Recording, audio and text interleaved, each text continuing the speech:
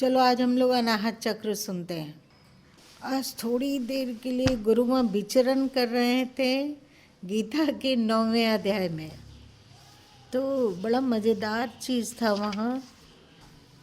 जब हम लोगों की ऊर्जा किसे कहा गया, एक बात जानो, हमारा सिर ग्राहक है। ग्राहक मतलब ग्रहण करता है। अनेक तंत्र का जाल बुना हुआ है सिर के अंदर। सिर का कोई नर्व्स पैर से जुड़ा है तो आँख से जुड़ा है तो शरीर, मतलब शरीर में जो कुछ हो रहा है वो तंत्र मस्तिष्क में जुड़ा हुआ है ना। और जीवित अवस्था में जब तक देह में प्राण है तब तक जो ब्रह्मांडीय ऊर्जा है उसको हमारा मस्तिष्क ग्रहण करता है। ब्रह्मांडीय ऊर्जा किसको कहते हैं? तो बाहर पर पसरा हुआ जो ऊर्जा है वो नेगेटिव और पॉजिटिव दोनों है कि केवल नेगेटिव है कि केवल पॉजिटिव है? दोनों है। अब मस्तिष्क उस ऊर्जा को ग्रहण करता है। जिसका जैसा स्वभाव होता है, जिसने अपने भीतर जिस क्वालिटी को विकसित किया है, उसी तरह का ऊर्जा उसका मस्तिष्क ग्रहण करने लग जाता है। तुम लोग सुने हो ना कि खरबूजा खरबूजे को देखकर रंग बदलता है, कहावत सुना है ना। एक तो ये हुआ विचारों का ग्रहण करना, हम लोग का मस्तिष्क ग्रहण करता है। और दूसरी एक और बात है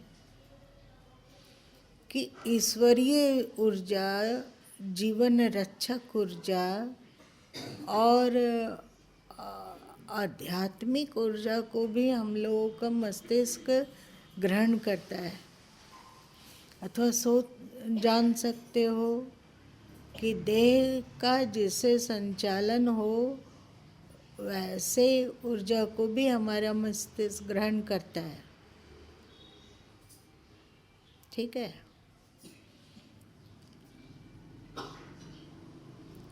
अभी विज्ञान वहाँ तक की बात नहीं सोच पाया है, पर वो ये जान लिया कि यदि मस्तिष्क डेड हो जाए, मर जाए, तो फिर व्यक्ति का बचना मुश्किल है।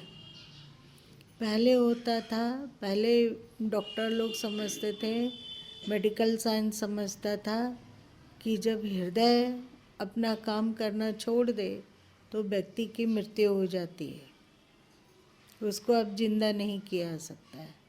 मानते थे ना पहले। अब वैज्ञानिक लोग ये मानने लग गए हैं कि यदि हृदय बंद हो गया हो परंतु अभी मस्तिष्क जिंदा हो, पल 2 पल 4 पल 6 पल, तो प्रयत्न किया जाता है कि अभी मस्तिष्क जिंदा है तो किसी तरह हृदय फिर से अपना काम शुरू कर दे। तो कोई डॉक्टर लोग ऑक्सीजन लगाओ तो अलग अलग तरीके का इंजेक्शन लगाओ, और बहुत सारे डॉक्टर फेफड़े को दबाते हैं और फिर छोड़ते हैं ढीला, फिर दबाते हैं, फिर छोड़ते हैं ढीला, जिससे कि हृदय अपना काम शुरू कर दे। अभी हृदय बंद है, मतलब हृदय के द्वारा कार्य नहीं हो रहा है, परंतु मस्तिष्क कार्य कर रहा है। मस्तिष्क ऊर्जा को ग्रहण कर रहा है, तो मस्तिष्क कभी जिंदा है। तो प्रयत्न पुरुषार्थ किया जाता है कि शायद जी जाए, शायद जो हृदय बंद हो रहा है वो उसकी धड़कन लौट आए, श्वास फिर से चलने लगे। कोशिश करता है ना डॉक्टर लोग, पर मस्तिष्क मर जाता है तो कोई उपाय नहीं है उपाय। वहाँ यदि तुम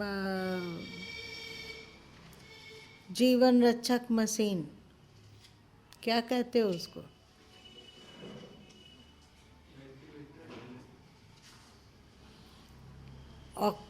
हृदय थोड़ी देर के लिए काम नहीं कर रहा है तो तुम वेंटिलेटर लगा सकते हो, पर मस्तिष्क मर गया तो फिर वेंटिलेटर काम करेगा?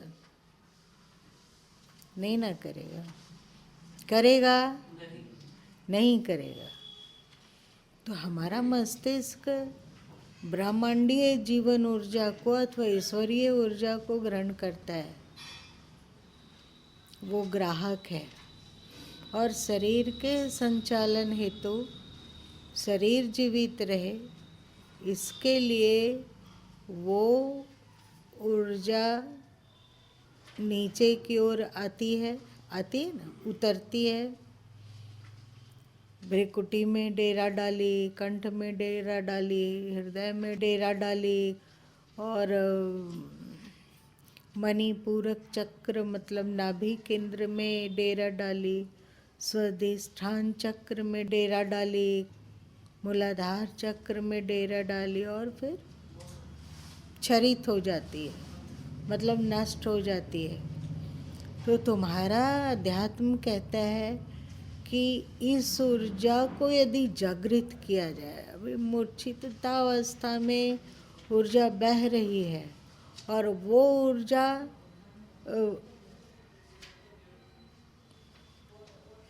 को हम जैसा चलाना चाहते हैं वैसा नहीं चलती है, प्रत्युत वो ऊर्जा जैसा हमको चलाना चाहती है वैसे चलती है। समझा मेरी बात क्या?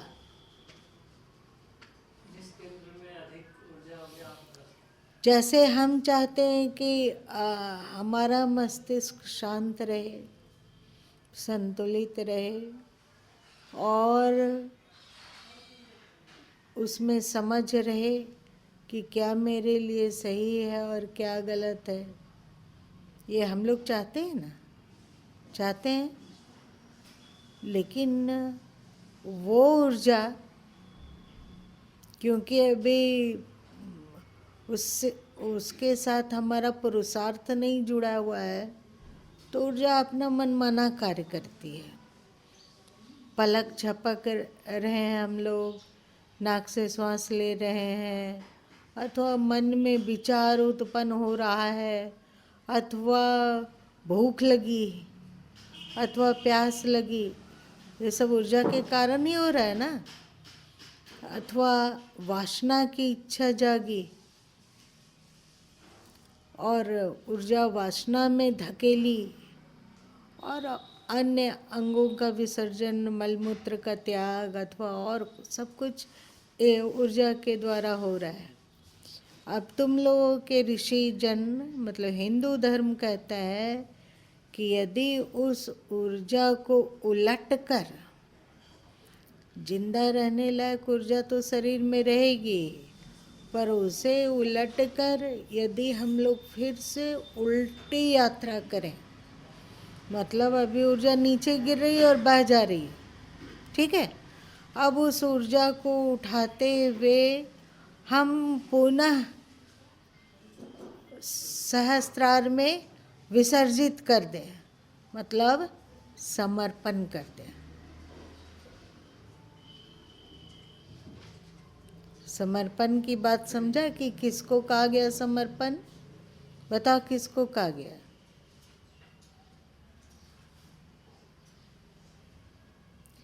वो ऊर्जा किसकी है? जीवन की ऊर्जा, ईश्वर की।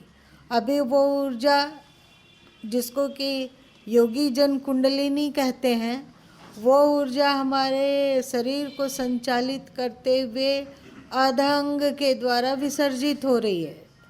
वो ऊर्जा उनकी है, परंतु अर्ध अंग के द्वारा विसर्जित हो रही है। अब उस ऊर्जा को हमें ईश्वर को सौंपना है। तो यात्रा कैसे करनी होगी, थोड़ा देखो क्लिष्ट है, पर समझने की कोशिश करो। थोड़ा जरूर क्लिष्ट लग रहा होगा गुरु माँ की बात, लेकिन समझने की कोशिश करो। ईश्वर की ऊर्जा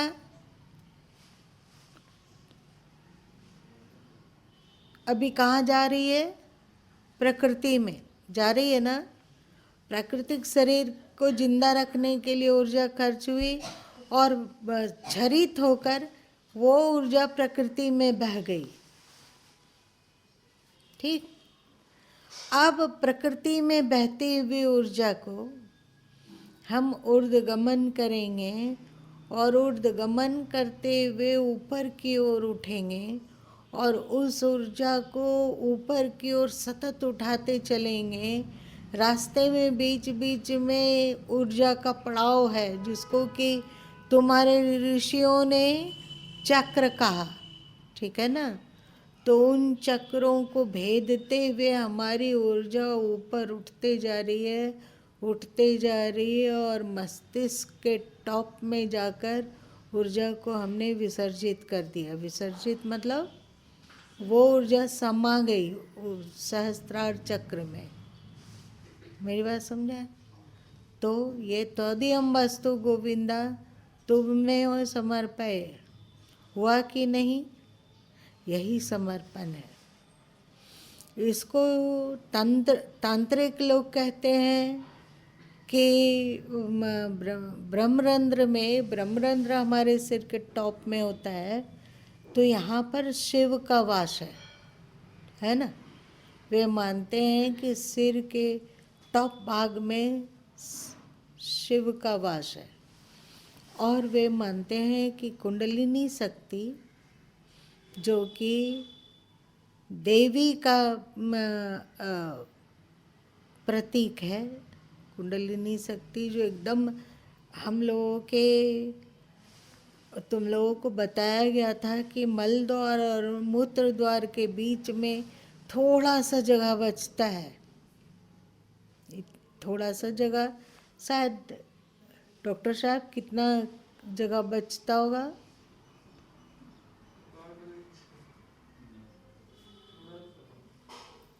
लगभग 1.5 से 2 इंच। वहाँ पर कुंडलिनी शक्ति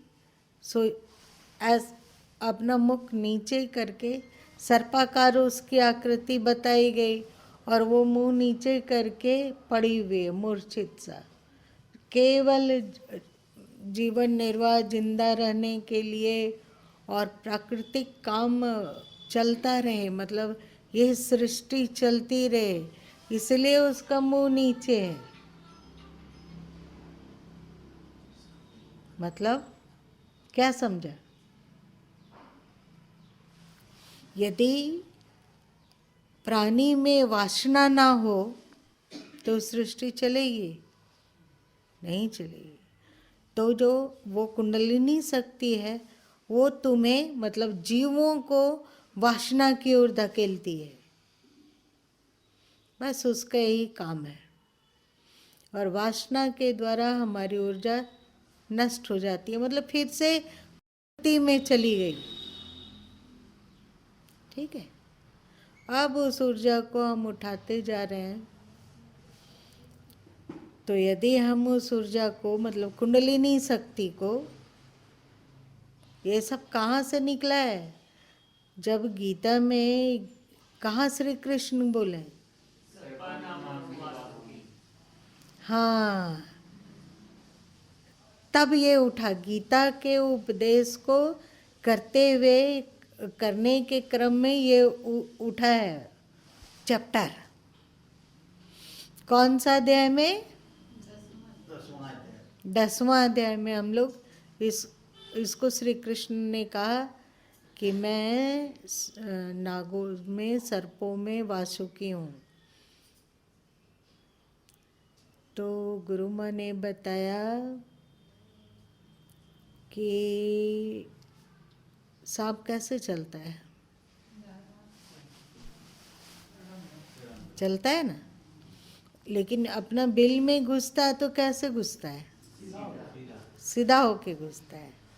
तो वो सर पे क्या है, तुम लोगों की रीढ़ की हड्डी बताए थे ना, उसका एक छोर नाग का मुंह मूलाधार चक्र के पास है, मतलब अंतिम मल और मूत्र के बीच का, मल मूत्र द्वार के बीच के हिस्सा में उसका मुंह है नीचे करके। अब उसको ऊपर उठाएंगे और रीढ़ की हड्डियों से गुजरते हुए फिर से मस्तिष्क में पहुंचना, ये मोक्ष का मार्ग है। यही तीर्थाटन है, यही समर्पण है, यही राधा और कृष्ण का मिलन है, यही शिव और शक्ति का मिलन है, अथवा यही आत्मा और परमात्मा का मिलन है।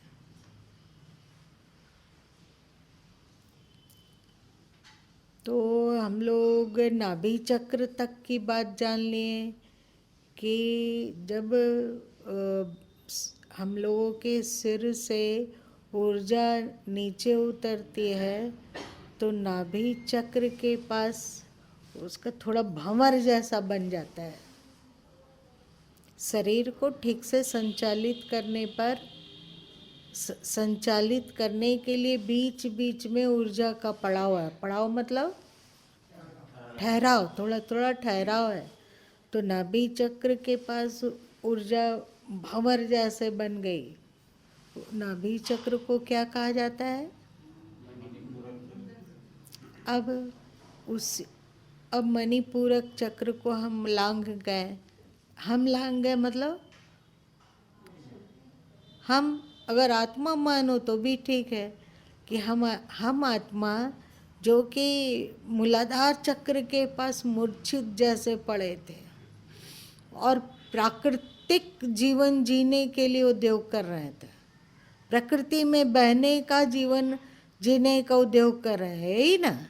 अच्छा खाना, अच्छा देखना, अच्छा सुनना, मन के अनुकूल स्पर्श की इच्छा, स्वादिष्ट व्यंजनों की इच्छा, इसके द्वारा हम किससे जुड़ रहे हैं?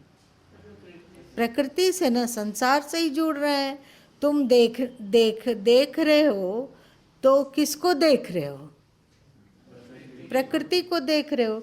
सुन रहे हो तो किसको सुन रहे हो? बाहर की आवाज को सुन रहे हो। तुम वासना में उतरकर संतान उत्पन्न कर रहे हो तो किससे जुड़ रहे हो?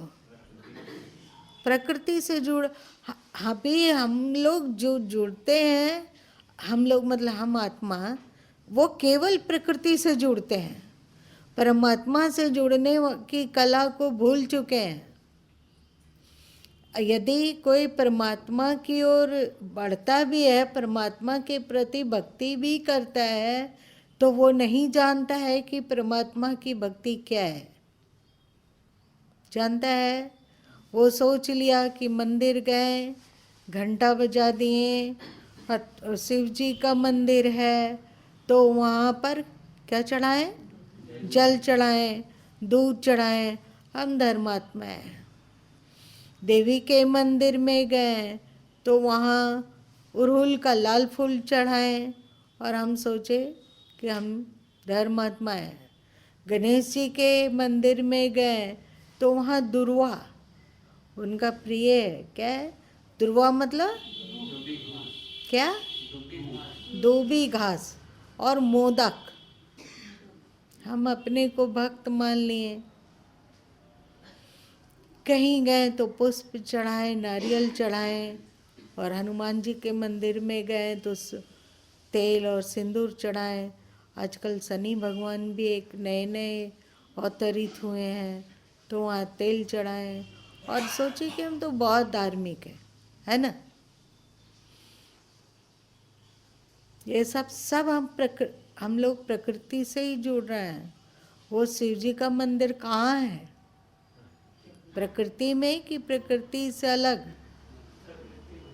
और उनका जो विग्रह बना हुआ है वो प्राकृतिक चीज से बना हुआ है कि ईश्वरीय चीज से?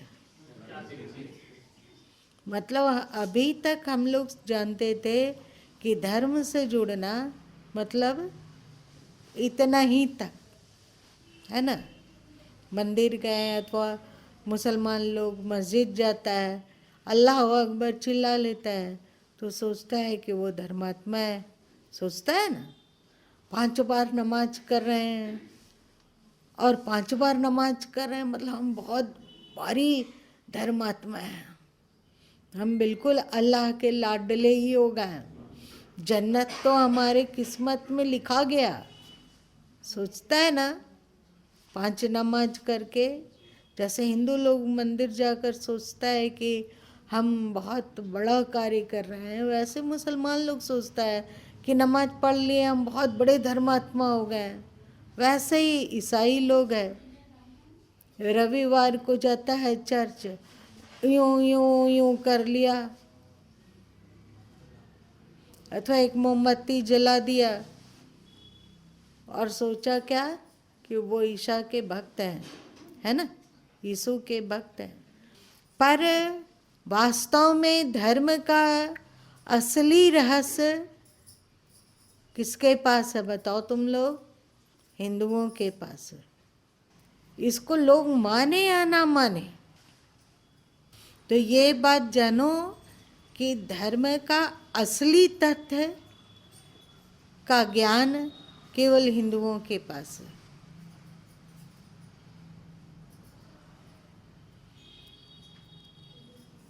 और हिंदू लोग जानते हैं कि हृदय से अर्जुन तिष्ठति, मतलब ईश्वर हृदय में है, जानता है ना। इस्लाम कहता है कि ईश्वर कहाँ है? 7 आकाश से ऊपर। और ईसाई कहता है कि ईश्वर स्वर्ग में रहता है। हम लोग बोलते हैं कि ईश्वर सब जगह है और हमारे भीतर परिपूर्ण है। अब मणिपूरक चक्र को हम लोग लांग लिए, हम लोग मतलब आत्मा, ध्यान के द्वारा, ध्यान का विशिष्ट पद्धति के द्वारा एक एक चक्र को लांघते हुए हम लोगों को मस्तिष्क में पहुंचना है, जो कि हमारा सेंटर है। यदि हम लोग ब्रह्मरंध्र में पहुंच सकें और टॉप पर पहुंच सकें, तो जैसे ही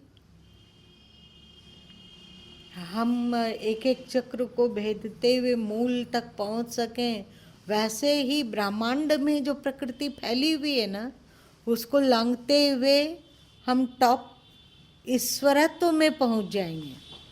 कोई ऐसा उदाहरण बताओ कि यहाँ हम कुछ किए और वहाँ उसका सर दिखा।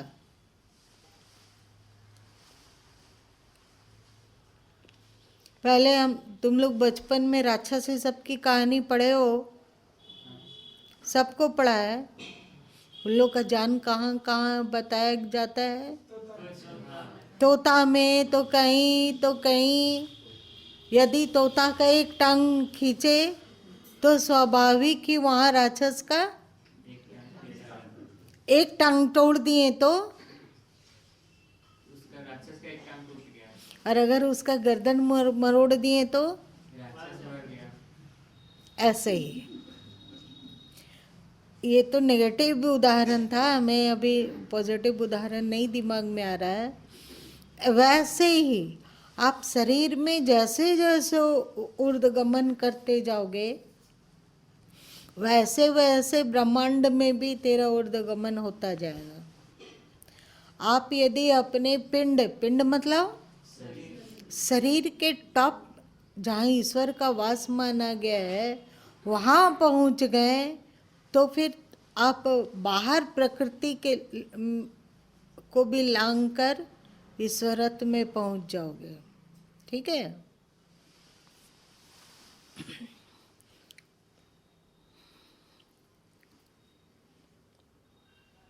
अब आ जाओ अनाहत चक्र। मणिपूरक चक्र में हम लोग जाने आहार, सभी चक्रों में नेगेटिव गुण भी है और पॉजिटिव गुण भी है। आप पर निर्भर है कि आप उसके नेगेटिव गुण को बढ़ाते हो या पॉजिटिव गुण को बढ़ाते हो। मणिपूरक चक्र को शोधते हुए मतलब श्रेष्ठ आहार करते हुए, शुभ आहार करते हुए। शुभ आहार मतलब ग्रहण हो रहा है वो शुभ ही शुभ है। शुभ वाला चीज को हम ग्रहण कर रहे हैं। आँख से शुभ देखते हैं, कान से शुभ, इस तरह सभी इंद्रियों से जो आहार ग्रहण कर रहे हैं वो शुभ है। शुभ को चुनते हैं तो फिर हमारा मणिपूरक चक्र से हम ऊपर उठने में आसानी हो जाएगी और मणिपूरक चक्र को लांघ कर हम लोग हृदय में पहुंच जाएंगे। और हृदय में वायु तत्व प्रमुख है। फेफड़ा में कहाँ श्वास जाता है आप लोगों का? फेफड़ा में, हृदय में। तो यहाँ वायु तत्व प्रधान है।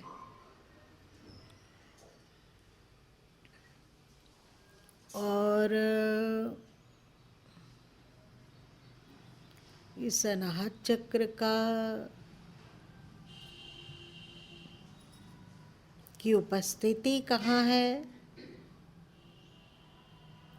तुम लोगों का जो मेडिकल साइंस है वो कहता है कि हृदय मतलब दिल कहाँ रहता है, बताइए कहाँ पर उसकी उपस्थिति?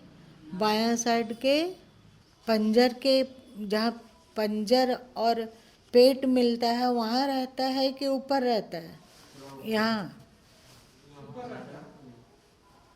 बताओ। यहाँ नहीं, बताओ जगह थोड़ा नीचे। एकदम सेंटर में रहता है और थोड़ा सा इधर घुमा रहता है बायां साइड। बायां साइड पर अनाहत चक्र की स्थिति ठीक हम लोगों के दोनों फेफड़ों के बीच में है। मेडिकल साइंस का दिल और अध्यात्म का दिल में अंतर है। मेडिकल साइंस में रक्त को पंपिंग करने वाला स्थान दिल कहलाता है और ये हृदय है, ये अनाहत चक्र वायु प्रधान है और तुम्हारे हृदय के बीचों बीच रहता है। और ये इसकी बनावट क्या है? 12 दल के कमल हैं, 12 पंखुड़ियां हैं इसमें। और एक जब आप झांकते हैं अनाहत चक्र में तो वहाँ पर 2 त्रिभुज है, दोनों एक दूसरे को काटते हुए बना हुआ है। एक का शीर्ष मतलब ऊपर की ओर है और एक त्रिभुज का शीर्ष नीचे की ओर है। और ये अनाहत चक्र काम क्या करता है? कामना। कामना मतलब इच्छा। इच्छा उत्पन्न करता है।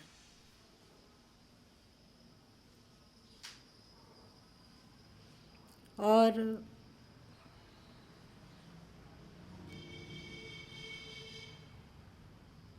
बारह दल वायु की प्रधानता और यहाँ का कलर हल्का हरा रंग का है, ठीक है।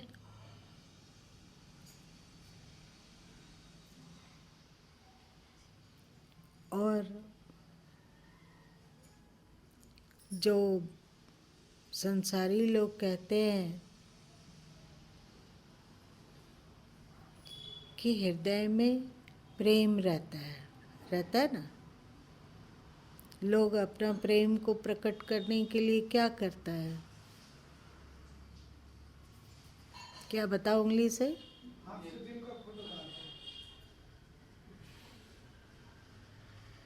बनाता है, मतलब मानता है कि दिल देना। दिल देना मतलब क्या हो सकता है बताओ? प्रेम देना, यही ना। हम तो दिल दे बैठे हैं, मतलब प्रेम दे बैठे हैं, अपनी सोच अपनी कामना को दे बैठे हैं। अब हमारी कामना केवल उसी ओर बह रही है जहाँ हमने दिल दिया है। सही, यही होता है ना। अब यदि तेरा चक्र मतलब अनाहत चक्र तुम्हारी भीतर अनेक तरह की इच्छा उत्पन्न हुई, और वो इच्छा यदि आपको प्रकृति से जोड़ने वाली है अथवा प्रकृति से जोड़ती है, तो आपका अनाहत चक्र में जो नीचे झुका हुआ त्रिभुज है, मतलब जिसका शीर्ष नीचे झुका हुआ है, वो सक्रिय होगा। तो आप किससे प्रेम करेंगे? प्रकृति से प्रेम करेंगे। जैसे धन से प्रेम होगा, जमीन से प्रेम होगा, अच्छा मकान से प्रेम होगा, अपने बच्चों से प्रेम होगा, पति पत्नी से प्रेम होगा, और रिश्तों से प्रेम होगा। चलेगा। जहाँ जहाँ से तुम प्रकृति के जिस जिस अवयव से तेरा स्वार्थ पूरा होगा, तेरी इच्छा पूरी होगी, वहाँ वहाँ से आपका प्रेम होगा।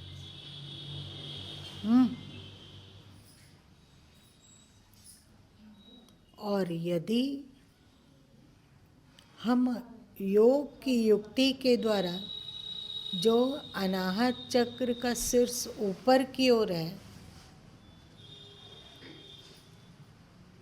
उसको सक्रिय कर पाते हो, उसको जगा पाते हो, क्योंकि निम्न वाला जगाने की जरूरत नहीं है। सांसारिक इच्छा अथवा पार्थिव इच्छा को जगाने का जरूरत नहीं है, क्योंकि ऊर्जा पहले से ही ऊपर से बहती हुई नीचे आ रही है और नीचे घसक रही है, प्रकृति की से जुड़ रही है।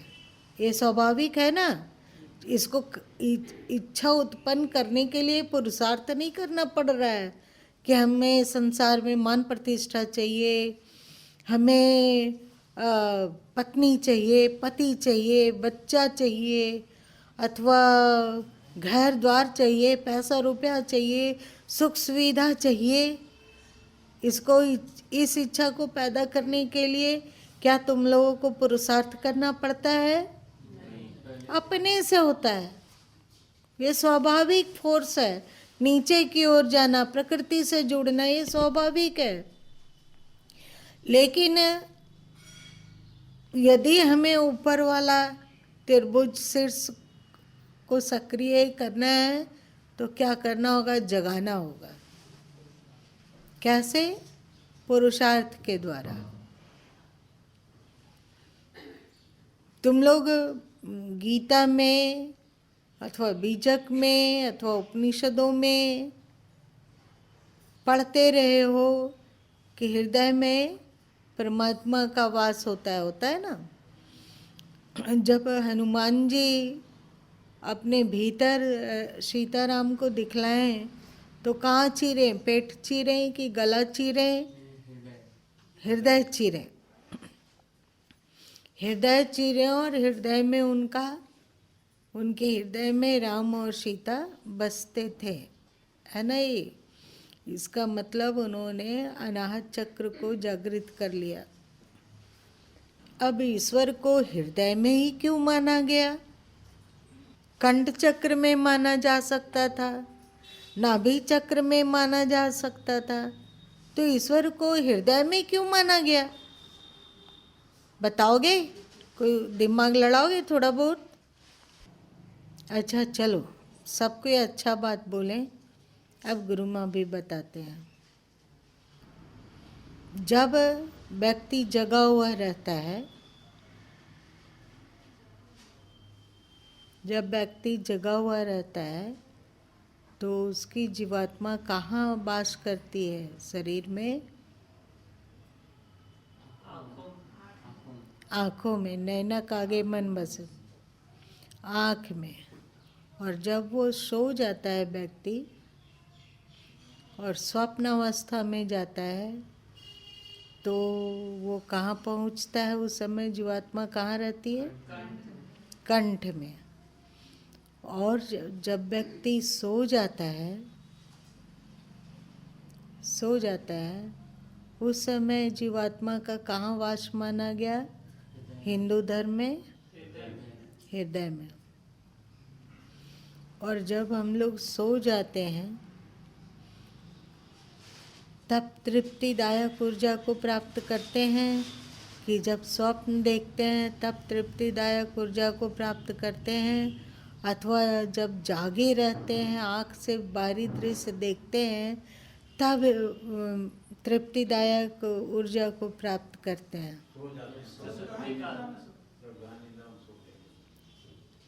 सबको यदि हम लोगों से नींद को छीन लिया जाए तो क्या होगा? पागल होंगे, होंगे ना। सुसुप्ति अवस्था एक ऐसा अवस्था है कि जब वो ईश्वरीय ऊर्जा को अपने भीतर भरता है, अच्छी नींद आ जाती है तो दूसरे दिन हम लोग ताज़ा और फ्रेश अनुभव करते हैं ना। ये ताज़ा और फ्रेश कहाँ से आ रहा है?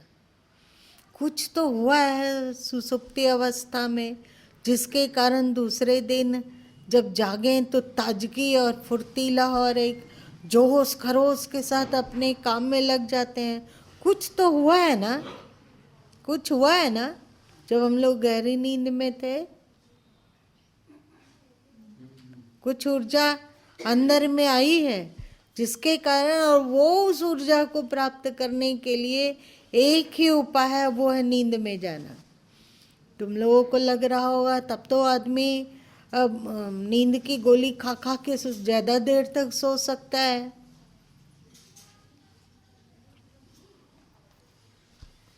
लग सकता है ना, तुम जिज्ञासा हो सकती है ना।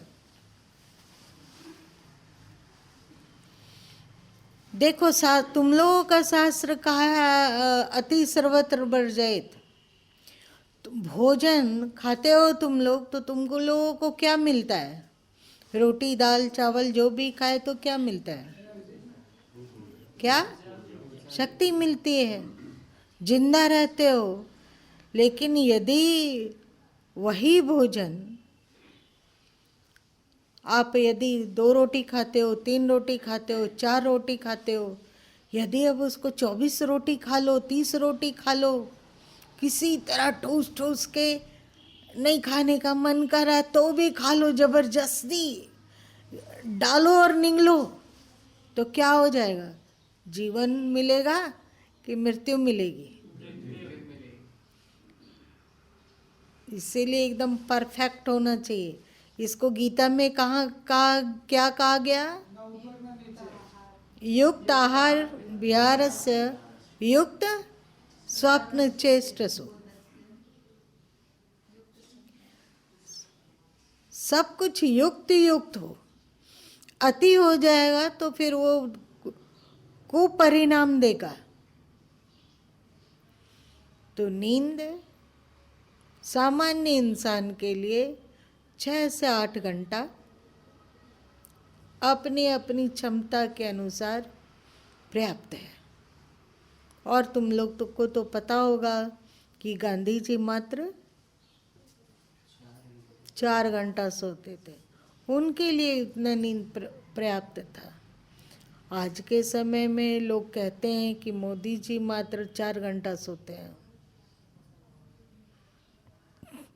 उनके लिए वो पर्याप्त होगा। परंतु सामान्य इंसान के लिए 6 से 8 घंटा पर्याप्त है। इससे ज़्यादा आप सोते हो तो आप तमोगुण में चले जाते हो, ठीक है, तामस उत्पन्न करेगा। तो ऊर्जा ग्रहण करने में समर्थ कौन है? मस्तिष्क तो ऊर्जा ग्रहण कर रहा है,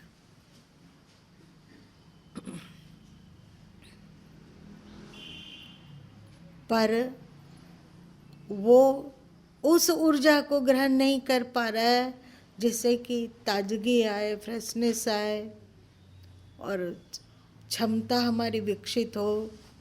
उस ऊर्जा को ग्रहण कौन करता है? हृदय करता है। कब करता है? जब हम लोग सो जाते हैं। सो जाते हैं तो जीवात्मा की उपस्थिति हृदय में होने लग जाती है और प्रगाढ़ निद्रा में हृदय बाहर के ब्रह्मांडीय ईश्वरीय ऊर्जा को ग्रहण करता है। उसके कारण हम दूसरे दिन फ्रेश और शक्ति संपन्न लगते हैं। इसकी चर्चा सदगुरु कबीर साहब 49वें शब्द में करते हैं। तुम लोग अगर इच्छुक हो तो वहाँ देख सकते हो, ठीक है। अब ईश्वर के निवास हृदय में क्यों माना गया, उस पर आओ। एक तो नींद, और नींद के द्वारा आत्मा की उपस्थिति हृदय में, और नींद के द्वारा ब्रह्मांडीय जो शरीर के लिए आवश्यक ऊर्जा है उसको ग्रहण करना। इसलिए हृदय बहुत महत्वपूर्ण है। समझ में आई बात? और दूसरी बात कि तुम्हें लाइट करना है, अंधकूप हो गया है, अंधेरा छा गया है और रात हो गई है, लेकिन तुम मात्र एक दीपक जला सकते हो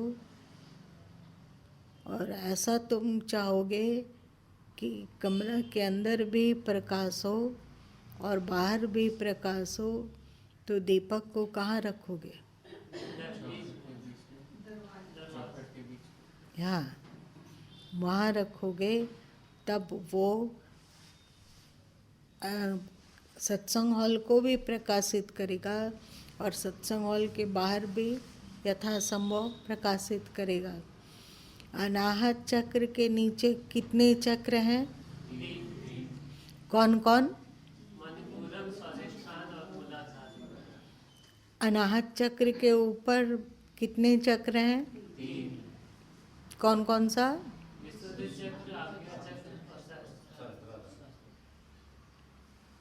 अब समझे क्यों माना गया कि ईश्वर हृदय में रहता है?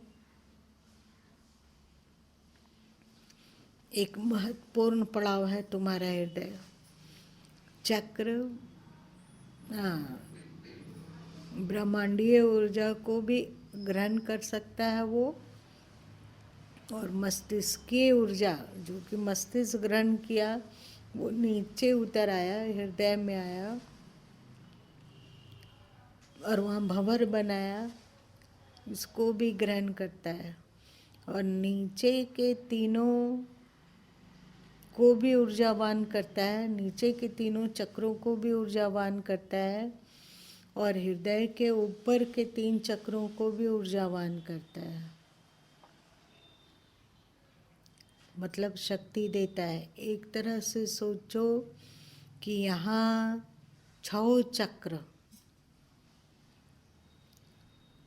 की उपस्थिति है तुम्हारे हृदय में। हृदय चक्र को छोड़कर बाकी जो ऊपर के 3 चक्र हैं और हृदय के नीचे के 3 चक्र हैं, इन सबको क्या करती है? सबका मिलन बिंदु है, सेंटर है ये। हम्म। और जो सदगुरु कबीर साहब कहते हैं, मद की डारी चारी फल लागा। मद की डारी में दो तरह का अर्थ होता है, एक स्वर्ग, एक पाताल और एक पृथ्वी। मतलब पृथ्वी में जब हम जन्म लेते हैं तब 4 पुरुषार्थ कर सकते हैं। अर्थ धन कमा सकते हैं, परिवार बसा सकते हैं, धर्म कमा सकते हैं और मोक्ष कमा सकते हैं, ये है। लेकिन मध्य की डारी चारी फल लगा का वास्तविक अर्थ है कि इस मध्य हृदय चक्र में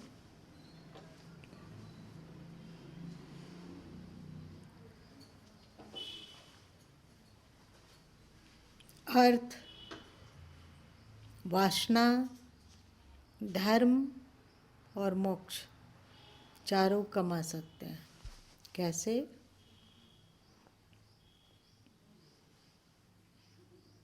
हृदय चक्र का मूल कार्य क्या है? कामना उत्पन्न करना। तो यदि इस कामना को हम अर्थ की ओर बहाते हों तो अर्थ मिलेगा कि नहीं मिलेगा? उपाय सोचेंगे कि अर्थ कैसे मिले और अर्थ की उत्कट इच्छा हो, अर्थ मतलब धन, तो उपाय ढूंढोगे। इच्छा पहले, फिर उपाय ढूंढे और धन को कमाने का जरिया बनाए और धन कमाने लग गए। उसी तरह काम, आपके हृदय से इच्छा उठेगी कि अब मेरा 28 साल हो गया, विवाह कर लेना चाहिए। पहले कहाँ उठी ये इच्छा? हृदय में उत्पन्न हुई। फिर आपका विवाह हो गया, फिर कामना जागी बच्चों की। कामना किसका काम है? कामना जगाना। तो बच्चों की कामना जागेगी तो उपाय करोगे कि बच्चा जल्दी से आए। यदि जल्दी से बच्चा नहीं आ रहा है तो फिर डॉक्टर के पास दौड़ोगे, अथवा संत के पास दौड़ोगे, अथवा किसी मौलवी लोग के पास दौड़ोगे, अथवा ब्राह्मण के पास दौड़ोगे कि क्या करें, कैसे करें, मेरे कुंडली में है कि नहीं, हमारे भाग्य में है कि नहीं, हमें कैसे बच्चा होगा। वो कहेगा मंत्र तंत्र लंत्र करते रहो, ये सब करो तो बच्चा का जन्म होगा। तो इसका कामना कहाँ से जाग रहा है? हृदय से। और यदि तुम्हारे इसी हृदय से धर्म की भी कामना जागे कि भाई सब कुछ तो अस्थाई है, छूट जाने वाला है, इसीलिए जब तक जीवित हैं तब तक श्रेष्ठ कार्य करें, श्रेष्ठ बोलें, श्रेष्ठ सोचें, दूसरे को यथासंभव सुख पहुंचाने का प्रयत्न करें और दान करें, यज्ञ करें और दैविक गुणों का विकास करें। ये कामना क्या है? धर्म है ना। तो ये भी धर्म की सिद्धि भी हृदय से ही संभव है। और मोक्ष भगवान अब बंद करो, ये सब बंद करो अब कि बार बार जन्मो, बार बार क ख सीखो, ABCD सीखो, अथवा जिस कुल खानदान में जिस देश में जन्म लिए उस देश की भाषा सीखो। फिर वैसे ही वासना जागेगी, फिर वैसे ही परिवार में बसाएंगे, फिर बाल बच्चों की इच्छा जागेगी, फिर उनको पढ़ाने लिखाने की इच्छा जागेगी, फिर उन लोगों को पैर में खड़ा करने की इच्छा जागेगी, फिर उनका विवाह शादी करने की इच्छा जागेगी, फिर पोता पोती होने की इच्छा जागेगी। मतलब इसी कामना में बहते बहते एक दिन क्या होगा? राम नाम सत्य है। अब नहीं भगवान, अब ये फेरा में नहीं, अब तुम अपने पास अपने चरणों में स्थान दे दो। अब हम नहीं जन्मना चाहते हैं, हम नहीं मरना चाहते हैं। उसी चीज में रिपीट रिपीट रिपीट कब तक आखिर? वही कामना जो कि प्रकृति से जोड़ती है, उस कामना में हम कब तक बढ़ाएंगे भगवान? अब नहीं मालिक, अब हमें अपने चरण में स्थान दो। ये मोक्ष है ना। मोक्ष की इच्छा कहाँ से जाग रही है? हृदय चक्र से।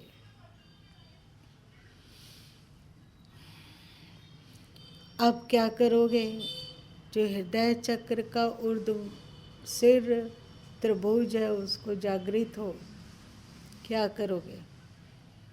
अधो त्रिभुज तो जागृत है, प्रकृति से वो जोड़ने का सतत काम कर रहा है, परंतु तुमको पुरुषार्थ के द्वारा ऊर्ध्व त्रिभुज को जागृत करना है। अगर तुम उस ऊर्ध्व चक्र को जागृत कर सके, ऊर्ध्व त्रिभुज को जागृत कर सके, तो तुम्हारे में भक्ति आएगी। प्रेमी है वो, प्रकृति से प्रेम था। नीचे का जो त्रिभुज है उसकी सक्रियता प्रकृति से प्रेम उत्पन्न करती थी, प्राकृतिक वस्तु व्यक्ति प्राणी इत्यादि से प्रेम उत्पन्न करती थी, इंद्रियों के भोगों से प्रेम उत्पन्न करती थी। अब ऊर्ध्व का त्रिभुज जगा पाए हम, तो हमारे हृदय में प्रभु के प्रति अथोर प्रेम होगा, अथोर समर्पण होगा। हमारी यादों में वे, आँखों में वे, मन में वे, दिल दिमाग में वे, उनकी प्रसन्नता को ध्यान में रखकर हम सब कार्य करेंगे। बोलेंगे तो उनकी प्रसन्नता को ध्यान में रखकर, सुनेंगे तो उनकी प्रसन्नता को ध्यान में रखकर, देखेंगे तो उनकी प्रसन्नता को ध्यान में रखकर, और कार्य करेंगे तो उनकी प्रसन्नता को ध्यान में रखकर। जो क्या मेरा दीवानी कहलाने लगी, क्या है रे भजन ये? और ऐसा डरो मत कि इतनी भक्ति जाग जाएगी तो फिर ऐसा ना हो कि हमारा परिवार का काम बिगड़ने लगेगा, अथवा व्यापार को चलाने में हम असक्षम हो जाएंगे, अथवा हमारा प्राकृतिक जीवन में क्षति होगी। डरने की जरूरत नहीं है, और अधिक परफेक्ट हो जाएगा। बच्चों से प्रेम करोगे, उसे अच्छा संस्कार देना चाहोगे। क्यों? क्योंकि इसमें ईश्वर प्रसन्न होएगा। माता पिता से प्रेम करोगे, गुरु से प्रेम करोगे। क्यों? इससे ईश्वर प्रसन्न होएगा। बच्चों का दुख सुख का ध्यान रखोगे, उनका अच्छा पालन पोषण करोगे। क्यों? ईश्वर खुश होगा। पत्नी से चिल्ला कर बात नहीं करोगे, क्रोध से बकबक नहीं करोगे, उस पर हाथ नहीं उठाओगे, और उसको समझोगे कि वो तुम्हारी मित्र है, और घर चलाने में बराबर का पुरुषार्थ दोनों का है। यदि हम धन का अर्जन करते हैं तो हमारी पत्नी घर को संभालती है, इसलिए उसका सम्मान करते हो। क्यों? क्योंकि ईश्वर को की प्रसन्नता इसी में होगी। पड़ोस से, अगल बगल जो भी है, जो कहते हो सबसे प्रेम व्यवहार करो, जान ईश्वर का रूप विभिन्न, कहते हो ना तुम लोग, तो सबसे प्रेम होगा। क्योंकि अब प्रेम के अतिरिक्त तुम्हारे पास कुछ है ही नहीं। एक बार रबिया से किसी ने पूछा था, कुरान के एक लाइन में उन्होंने लाल पेंसिल होता है, लाल जो लिखाता है लाल, उससे उन्होंने एक लाइन काट दिया था। तो दूसरे फकीर ने पूछा कि कुरान पर को इस तरह रिजेक्ट करना किसी वाक्य को, ये तो एकदम गड़बड़ बात है। ऐसा नहीं करना चाहिए, ये महा अपराध है। तो रबिया क्या बोली थी, तुम लोग को याद होगा क्या बोली थी? नफरत बांटने के लिए बचा है उसमें लिखा हुआ था कि शैतान से नफरत करो। तो बोली कि मेरे पास नफरत बचा ही नहीं, केवल प्रेम बचा है। तो कहाँ से लाऊं नफरत को पकड़कर, जिससे कि शैतान से नफरत करूं? मतलब संसार से तुम प्रेम यदि करते हो तो क्यों करोगे? ईश्वर की प्रसन्नता के लिए। मूल में है ईश्वर से प्रेम।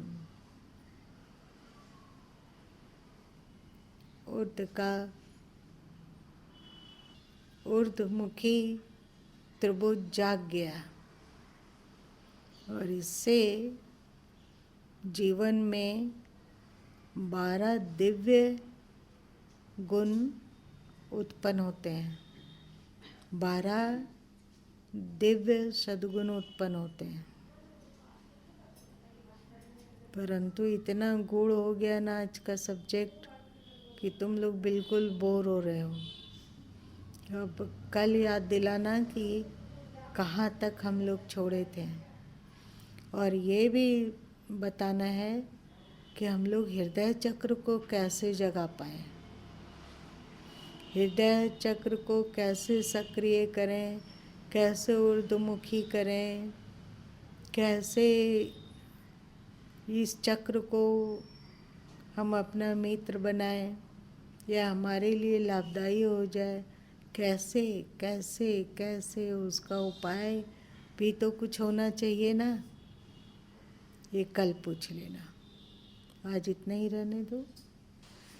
तुम लोगों को कुछ अनुभव हो रहा है या नहीं हो रहा है?